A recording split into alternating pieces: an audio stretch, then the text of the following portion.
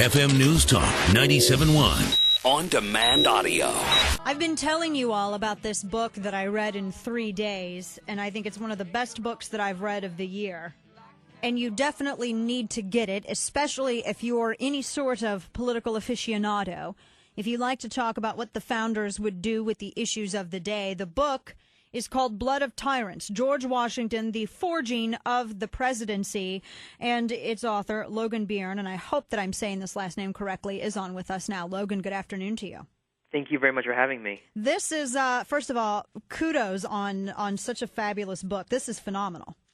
Thank you. I appreciate that. Lots of hard work. Yeah, I can tell. This is one of the things that I love so much about this book is because no one has ever approached these issues from this perspective. Everyone in politics loves to cite the founders. Well, the founders did this. The founders said that. Here's a quote from the founders. But no one actually tries to apply the bountiful correspondence that they had with each other and that they wrote, they kept diaries at the time, and how they would apply to today's issues. Because issues today like military tribunals and civilian courts and enhanced interrogation and all of this, these weren't foreign concepts to them. And you explore that all in this book, and you really, we get a lot of insight from this. One of the things that I guess first and foremost, I started reading this. I think I got this book right when the Tsarnaev brothers had been captured, or when the Boston bombing happened and everything. And everyone was talking about whether or not civilian trial, military tribunal, and someone actually said, well, what would the founders do? What would the founders do, Logan? How did they view military tribunals and civilian courts? So the founders had a very interesting perspective that we sort of, we've lost a bit over the years. And their perspective was, it depended on the person that was attacking us. So Washington, when he captured the co-conspirators of Benedict Arnold, he treated them very differently based on their nationality. So John Andre, he was Benedict Arnold's sort of British conspirator. For him, he was hanged within days. So the comparable to him would be the mastermind of 9/11, Khalid Sheikh Mohammed down in Guantanamo. So Washington would have had him killed pretty much instantly. But then for Benedict Arnold's American co-conspirator, Joshua Head Smith, he had that gut instinct that we sort of all get, and that sort of, this person attacked us and they should just be, executed. And Washington wanted to hang him on yonder tree, he said.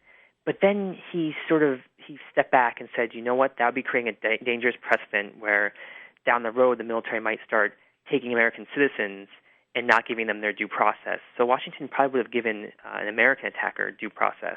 Right, and they valued that American citizenship. And even back when the Army was in desperate need, and you get into this with detail, even when they were without shoes. Most of them didn't have shoes. They didn't have properly functioning weaponry. They had too little clothing for the winter. And Washington did not even want to go and loot the homes of British supporters because they were still Americans, and he thought that counted for something. That's absolutely right. To him, he'd rather lose the war. He'd rather die than trample Americans' liberties, because that's exactly what he was fighting for. So we lose in Washington's mind by trampling the liberties. So in one instance, some of his soldiers ran off and they looted the home of a loyalist, someone who was actually against the cause. And Washington hated these kinds of people, but at the same time, when he found out this happened, he actually had his own soldiers executed for doing so, because that sent the message that Americans were lawless and didn't value the people's rights. You wrote on page 172, and I wrote all in this book because that's what I do when I read this. By the way, I could not live until I had read this book. I have Thank that. Thank you so much. It's so good. But you wrote, I am not fully this was Washington's direct quote from his correspondence. I'm not fully satisfied of the legality of trying an inhabitant of any state by military law when the civil authority of that state has made provision for the punishment of persons taking arms with the enemy. And he really believed in delegating to local authority. He believed in states' rights. He really did. To him, the states were paramount, and he was really a civil libertarian. And he found the whole idea of a federal government or the military would be the worst. To have them trampling Americans' own rights that they have by just being Americans would be the most troubling thing possible. How do you think he would view, because we talk about issues of the day, how would he view this Edward Snowden? So it's really interesting. I'm actually writing an op-ed on it right now, and my view is that he would agree with him in the sense that this law is probably trampling, Americans' rights and is probably illegal. But at the same time, he'd also probably have Snowden hanged for being treasonous. Wow. And to him, he would say, "Okay, Snowden, you may have been right in principle, because a lot of these there are a lot of parallels to the NSA surveillance program and King George III's general warrants. The Americans fought the revolution because they wanted the authorities to have to get specific warrants and sort of be targeting a specific person with court oversight in order to be searching their property or their correspondence.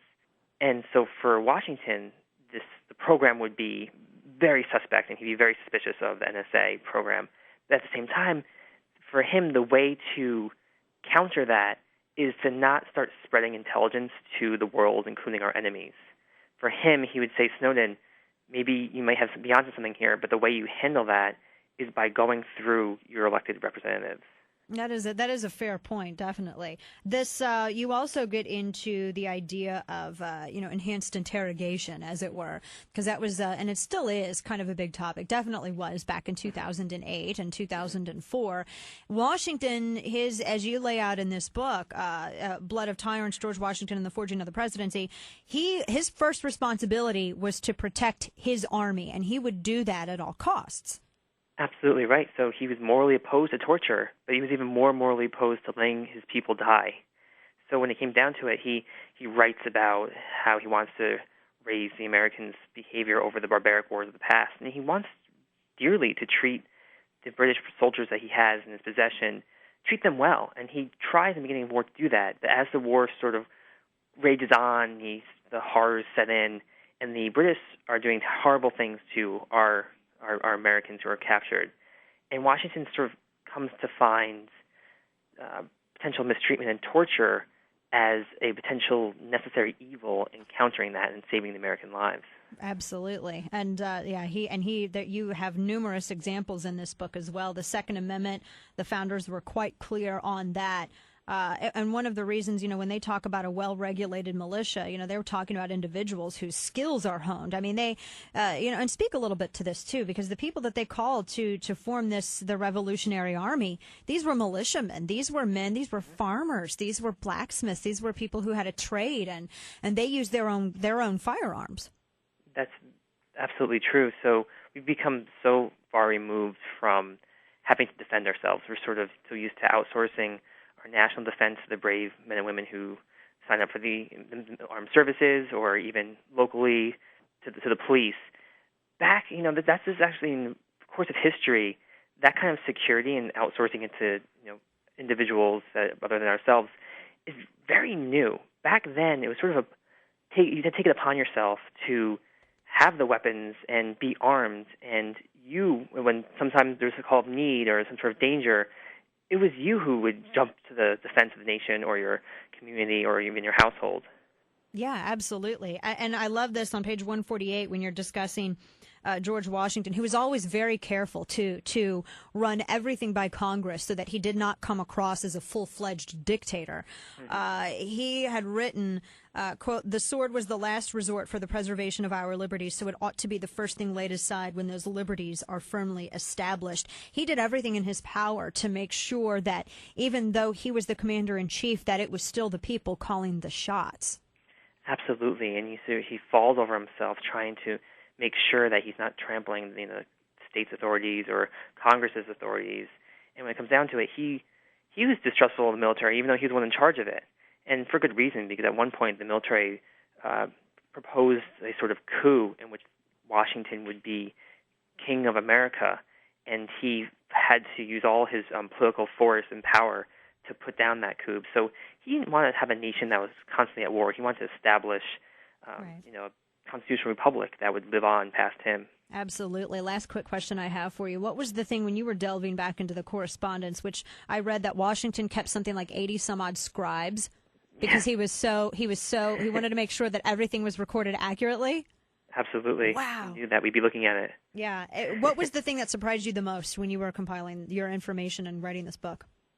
Sort of I was most struck by his perseverance and how no matter how far down and out he was and the American cause seemed so bleak at these points, that he would never give in to the desire to say, okay, well, forget rights, forget, liberty, let's just win this thing. And the fact that he would never give in to that is an amazing precedent to follow. Yeah, I love that. And I also love how you write about how he was absolutely fearless. This is a guy, and I didn't realize this either. He would charge the enemy across a battlefield in a hail of bullets, basically, to challenge his own side's cowardice.